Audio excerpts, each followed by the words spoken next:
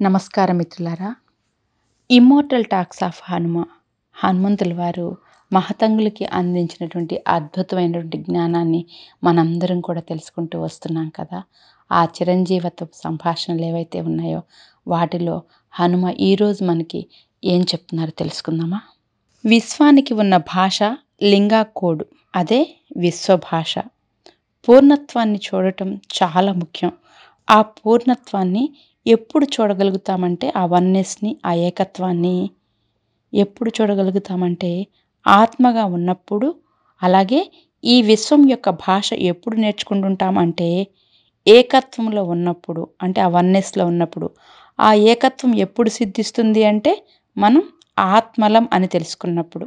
చూసారా ఎంత లింక్ ఉందో మిత్రులారా. ఇక్కడ ఏకత్వాన్ని ఎప్పుడు చూడగలుగుతామంటే ఆత్మగా ఉన్నప్పుడంట.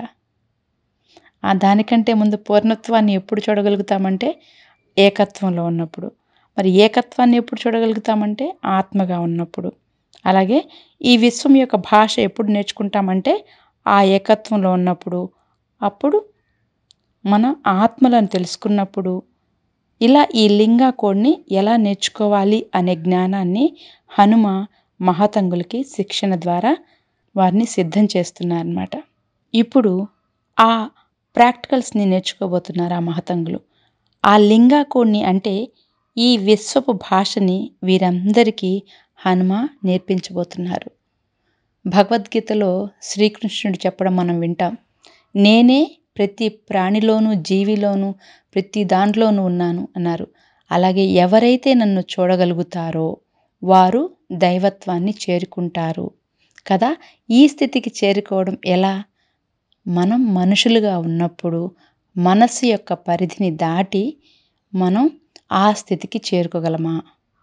చేరుకోవాలి అంటే ఏం చేయాలి? ఆ యొక్క ఏకత్వం అది ఎలా సిద్ధిస్తుంది అనేది ఇప్పుడు తెలుసుకుందాం. హనుమ మహతంగులకి శిక్షణలో భాగంగా ఒక్కొక్క లెవెల్ ఆ ముందుకు తీసుకువెళ్ళటానికి ప్రయత్నిస్తున్నారు. ఆ మహతంగుల వారి శరీర స్థితిని, ఆ స్థితి నుండి వారిని మనోస్థితికి, అంటే ఆ మనస్సు స్థితి ఏ విధంగా ఉంటుంది అనే విషయాన్ని వారికి తెలియజేస్తున్నారు. ఇక్కడ మనస్సు యొక్క పరిధుల్ని విస్తరించే ప్రయత్నం చేస్తున్నారు. ఈ అబ్సల్యూట్ లాంగ్వేజ్, అంటే ఈ విశ్వపు భాష అర్థం కావాలంటే మీ మనస్సు యొక్క పరిధులు విస్తృతం అవ్వాలి. ఎంత విస్తృతం అవ్వాలంటే విశ్వం మొత్తాన్ని ఏకదృష్టిలో చూడగలిగేటంత విస్తృతం అవ్వాలి. ఇలా చెప్తున్నప్పుడు జానకి కృప అడుగుతుంది మధ్యలో, అంటే దేవా, మనస్సు విస్తృతమైతే ఆ భాషను మనం నేర్చుకోగలమా? మీరన్నారు కదా, ఒక ఆత్మ మాత్రమే ఆ విశ్వపు భాషను నేర్చుకోగలదు, అర్థం చేసుకోగలదు అని. ఈ మైండ్ ఎప్పుడైతే తన బౌండరీస్ని దాటి అన్లిమిటెడ్ అవుతుందో అప్పుడు ఈ విశ్వ భాష అర్థమవుతుందా అని హనుమాన్ అడిగింది. అప్పుడు హనుమ చెప్తారు, అసలైన చిటుకు ఇక్కడుంది. ఒక్కసారి నీవు ఎప్పుడైతే నీ మనసు యొక్క పరిధులను దాటి వెళతావో నువ్వొక ప్యూర్ కాన్షియస్నెస్ అవుతావు. నీ మనసు యొక్క పరిధులను దాటి ఎప్పుడైతే వెళ్తావో నువ్వొక ప్యూర్ కాన్షియస్నెస్ అవుతావు. అంటే వ్యత్యాసం అనేది నీకు కనిపించదు. కరెక్ట్, రాంగ్, ఇలాంటి ద్వంద్వత్వపు స్థితులు ఉంటాయి కదా, అవేమీ నీకు కనిపించవు. అలాగే మనం అనుకుంటూ ఉంటాంగా తప్పు ఒప్పు ఇలాగనమాట. అప్పుడు నీకు ఆత్మకి మనసుకి మధ్య తేడా కూడా తెలియదు. నువ్వొక ప్యూర్ కాన్షియస్నెస్ అయిపోతావు. అంతే కదా మిత్రులారా. మనందరి జీవితాల్లో కూడా ఇంతకుముందు, అంటే గతం, ఇప్పుడు ప్రజెంట్ చూసుకుంటే మనందరం కూడా తప్పు ఒప్పు, ఇది కరెక్టు ఇది రాంగు, ఇలా మనం జడ్జ్ చేసుకుంటూ ఉండేవాళ్ళం. ఆ ద్వంద్వత్వ స్థితుల్ని ఎప్పుడైతే మనకి కనిపించకుండా మనం ఎంత ఆత్మ ఉన్నతికి సంబంధించిన ఆ స్థితికి చేరుకుంటామో అప్పుడు ఆత్మకి మనసుకి మధ్య తేడా కూడా మనకి తెలియదన్నమాట. అప్పుడు నువ్వు ఒక ప్యూర్ కాన్షియస్నెస్ అవుతావని చెప్తున్నారు. అప్పటి వరకు విశ్వంలో నువ్వు ఒక భాగం అని అనుకుంటావు, కానీ నీ మనసు యొక్క ఆ పరిధిని దాటుతావో నీవే విశ్వం అని అర్థం చేసుకుంటావు. అప్పుడు ఈ విశ్వం యొక్క భాష అర్థమవుతుంది. మహతంగులు కూడా సామాన్యమైన వ్యక్తులు కారు, వారు ఎంతో జ్ఞానవంతులు. అటువంటి మహోన్నత ఆత్మలు అంతలో వారందరూ కూడా. అంతలో జానకి కృప మళ్ళీ ఇంకో ప్రశ్న అడుగుతుంది. అంటే వారికి ఎంత ఎరుక ఉంటుందంటే ప్రతి ఒక్క స్థితిని ఎంతో సూక్ష్మంగా పరిశీలిస్తున్నారు. జానకి కృప ఒక ప్రశ్న అడుగుతుందనమాట.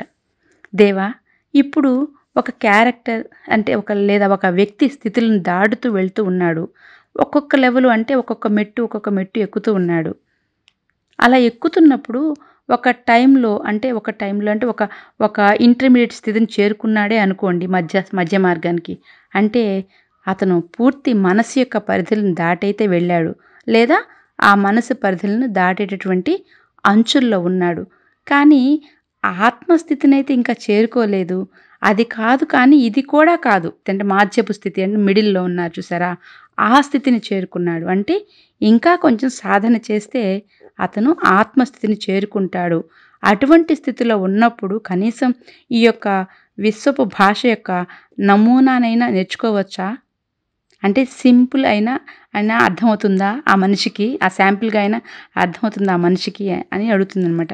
అంటే మనం పరివర్తన చెందుతూ వెళ్తాం కదా! ఒకేసారి మనం కింద స్థాయి నుండి పై స్థాయికి వెళ్ళిపోం కదా! అంతే కదా! ఎల్‌కేజీ చదవకుండా లేదంటే ఫస్ట్ క్లాస్ చదవకుండా 10థ్ క్లాస్‌కి వెళ్ళం కదా! ఏదైనా అంతే. అది ఒక ప్రాసెస్. సో, ఒక్కొక్క మెట్టు ఎక్కుతూ వెళ్తాం. ఇటువంటి ప్రాసెస్‌లో ఆ మాధ్యపు స్థితిని చేరుకుంటే అప్పుడు కనీసం ఆ భాష యొక్క నమూనా అయినా అర్థమవుతుందా అని జానకి కృప అడుగుతుంది హనుమాన్ని. అప్పుడు హనుమ వివరిస్తున్నారు. అదేంటంటే భూమి మీద ఉన్నటువంటి ఎందరో గొప్ప మహనీయులు అటువంటి స్థితికి చేరుకున్నప్పుడు వారు సృష్టించినటువంటి ఒక భాష ఉంది. అదే సంస్కృతం. సో, మనం సంస్కృతం గొప్ప భాష అని చెప్పుకుంటుంటాం కదా! కానీ దాని వెనుక ఉన్న మూలాలు మనకి తెలియవు. ఎవరైతే ఈ మనసు యొక్క పరిధిని దాటి ఆత్మస్థితిని చేరుకోవడానికి సిద్ధంగా ఉన్నారో వారు ఏర్పరిచినటువంటి భాష సంస్కృతం. అందుకే మనకి గొప్ప గొప్ప వైజ్ఞానిక, సాంస్కృతిక, వేదాల జ్ఞానం ఏదైతే ఉందో అది మనకి సంస్కృత భాషలో అందుతుంది. అది ఏదో సాధారణమైన భాష కాదు. ఆ భాష మనకి అర్థం కావాలన్నా కూడా మనం మన భాష యొక్క పరిధిని దాటి వెళ్ళాలి. అంత గొప్పది ఆ సంస్కృత భాష. సంస్కృత భాష యొక్క గొప్పతనాన్ని కూడా హనుమ వివరిస్తున్నారిక్కడ. ఎవరైతే ఆ పరిధులను దాటిన స్థితిని చేరుకున్నారో, ఆత్మస్థితికి చేరుకోవడానికి సిద్ధంగా ఉన్నారో వారికి సంస్కృత భాష అర్థమవుతుంది. అటువంటి వ్యక్తులు ఈ సంస్కృత భాషను సృష్టించారట. సో, ఈ సంస్కృత భాష ఏదైతే ఉందో అది దాంట్లో 2000 పదాల వరకు మూల పదాలు అనేవి ఉంటాయి. అటు ఇటుగా సుమారుగా. సో, ఆ 2000 పదాల ఏవైతే ఉన్నాయో వాటి నుండే ప్రతి ఒక్క పదం అనేది సృష్టింపబడుతుంది. ఇన్‌ఫ్యాక్ట్ సంస్కృత భాష ఏదైతే ఉందో అది చాలా భాషలకి పునాది. ఆ భాష నుండి దేవనాగర లిపి నుండి మనం అంటే దాన్నే సంస్కృత భాషని దేవనాగర లిపి అని కూడా అంటారు మిత్రులారా. ఆ లిపి నుండి మనం ఆ భాషని తీసుకున్నాము. అది చాలా భాషలకి మూలం అని చెప్పొచ్చు. తెలుగు కావచ్చు, హిందీ కావచ్చు, మరాఠీ కావచ్చు, ఇలా చాలా భాషలు ఎన్నో భాషలు వెలువడ్డాయి. సంస్కృతంలో 2000 పదాల మూల పదాలనేవి ఉంటాయి. ఆ మూల పదాల ద్వారా మిగతా పదాలనేవి ఉద్భవిస్తాయి. ఒక ఉదాహరణ చెప్పుకుందాం ఇక్కడ. చెట్టు అనే పదాన్ని తీసుకుందాం. చెట్టు అనే పదాన్ని సంస్కృతంలో పదప అంటారు. పదప అంటారు. అది ఎక్కడి నుండి వచ్చింది అంటే ఆ చెట్టు దాని యొక్క ఆహారాన్ని వేర్ల నుండి తీసుకుంటుంది. అంటే రూట్స్ నుంచి నీరు తాగుతుంది. న్యూట్రియంట్స్ అనొచ్చు, మనం నీరు అనొచ్చు. సంస్కృతంలో పాద అంటే ఆ చెట్టు యొక్క వేర్లు. పా అంటే తాగటం. ఆ యొక్క ఆహారాన్ని ఆ యొక్క చెట్టు తీసుకుంటుంది. కాబట్టి పదప అనే పదం ఆ చెట్టుకి ఇవ్వబడింది. కాబట్టి సంస్కృతంలో వచ్చేటటువంటి పదం దానికి మూల అర్థాలుంటాయి. ఆ అర్థాలు ఎలా పడితే అలా ఏర్పడినవి కావు. సో, దాని యొక్క డెఫినిషన్ ఆ పదాలు చెప్తాయి. ఊరికే కొన్ని అక్షరాలు కలిపేసి వాటిని ఏర్పరిచి అలా కాదు. దాని వెనకాల దాని వృత్తాంతం ఉంటుంది. ఒక చెట్టును ఎలా డిఫైన్ చేస్తున్నారో చూడండి. చెట్టుకి జీవనాధారం దాని యొక్క చెట్టు మూలం నుండి అందుతుంది. ఆ వేర్లనేవి ఆ యొక్క పాదాలుగా ఆ సంస్కృత భాషలో ఆ పదాలని డినోట్ చేశారు. కాబట్టి ఆ చెట్టుకి ఆ సంస్కృత పదం పాదాప ఇచ్చారన్నమాట.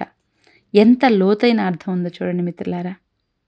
ప్రతిదీ కూడా ఒక పదం ఉంది అంటే దాని యొక్క అర్థాన్ని అందులో తెలుసుకోవచ్చు. ఇలా సంస్కృత భాష అనేది ఏర్పడింది. ఎవరైతే మనసు యొక్క పరిధిని దాటి ఆత్మస్థితికి చేరుకోవడానికి సిద్ధంగా ఉన్నారో వారు సృష్టించినటువంటి భాష సంస్కృతమని హనుమ చెప్పారు.